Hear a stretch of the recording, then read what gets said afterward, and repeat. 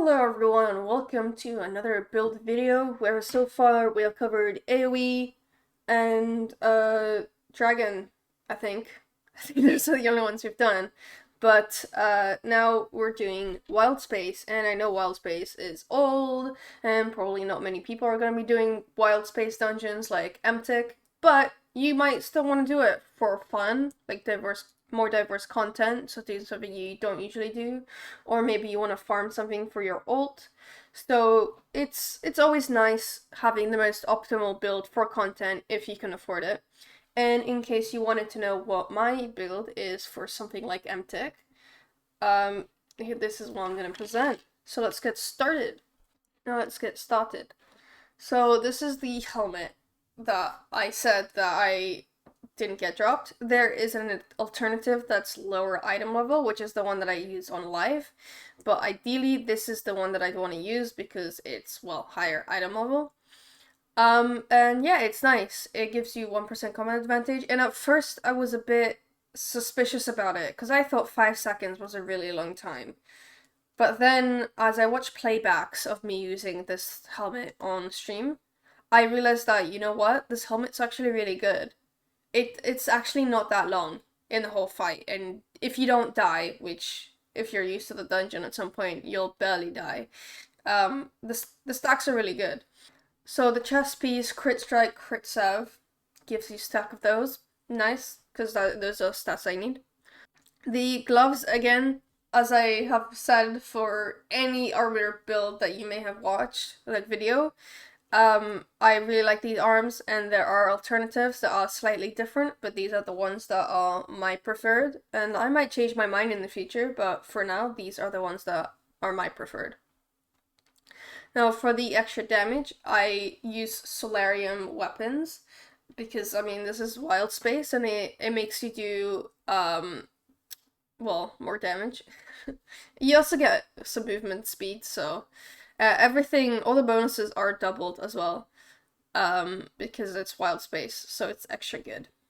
These boots, because this is Wildspace, give you 7% more damage in Wildspace. Very nice. But if you need stats, there are alternative boots, and the only alternative boot that I personally think is quite good is the 5% common advantage boots, but they're only good if you are actually within the 25 feet radius.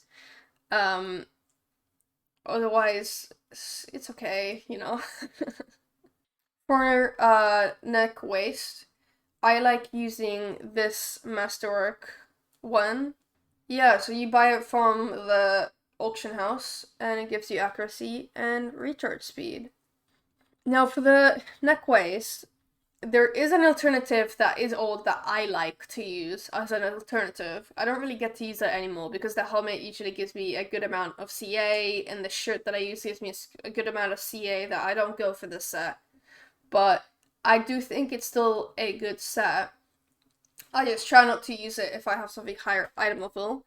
There is also the Spelljammer set, but personally, every time I used it, and like I stream, so I record myself and I can see the playback. I don't get any of the stacks for articles. I get like 2%, like 2 stacks out of 7 or whatever it is. You know, it's just. So I get high stacks when I'm doing like random rotations, but when we go to an article, I don't have it high enough. So I don't like that. It might just be the way I play Arbiter that it just doesn't work for me. Maybe it stacks really well for other people, but it does not stack well for me, so I don't use Spelljammer. If it stacks well for you, you're more than welcome to use it. It's high item level, and well, obviously if it stacks well for you, it gives you good stats, good percentages, but it doesn't for me, so I don't use it. This is Damage Ring. This can actually be upgraded, but like I don't think it's worth it, so I never upgraded it. And it gives you more damage in Wildspace. This is an encounter ring from Macedon Whippets in the chest that you might find for more encounter power damage. This shirt is from Dragonbone Veil, and I pretty much always use this shirt because I really like just having 5% combat advantage.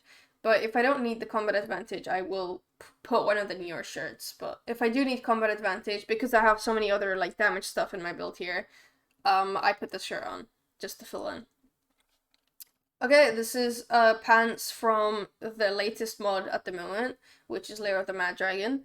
And you get AP when you critically strike with your powers. It's not amazing, but it does, like, give enough. For enhancements, we have Devil's Precision for the good stats, and we have Astral Elf Slayer most of the time. I guess second boss I would switch to Rage of Flames, but and I guess first boss isn't Astral Elf Slayer either, but yeah, there's the other one for like Wildspace Slayer that would be better. I just don't actually have that overload. But Astral Elf Slayer, for example, is really good for the last boss. But yeah, this is just whatever kind of Slayer or damaging thing that you can have. And as usual, my primary artifact depends on the group. I just slotted in a Spelljammer for now because damage and stat buff will be doubled in Wildspace. Okay, and in case you're curious for the boons, they usually stay quite the same throughout my builds, but this is what my boons look like. And then for companion, I do usually run Black Death Scorpion, but I have a few other support companions like Tutor or Portobello that I would run if we need. The equipment are from the Mad Dragon Volcano campaign thing that you can grind out and buy. This is for Crit Strike because this is just stats I need.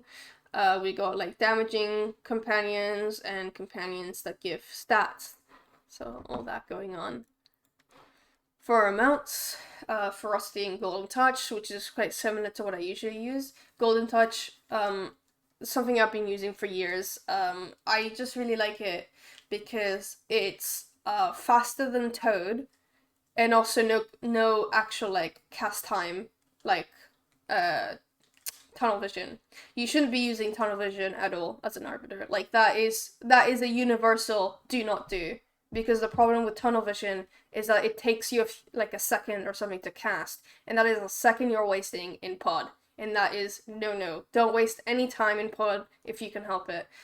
And then Ferocity just gives stacks of damage when people get hit, which, you know, can be decent. I don't really have anything else to put here unless like an aura if we're missing one, but yeah, that's just what I put here for now. I also use these insignia bonuses, so very squishy but high damage, as you can see. Now, let's talk about buffs. Firstly, I like using the Spider Totem because it gives me combat advantage, and that's more useful to me than the Forges Box's power. I use Owlbear as well, the figurine, because we do more damage. Like, I usually cast it before pod, and then it hits during pod, so I don't even have to worry about that, and that just adds to my damage. These are the buffs that I generally use right here. So Flask of Potency, Squash Soup, Ratatouille, Sunlord's Gift, and Invocation Blessing for RNG.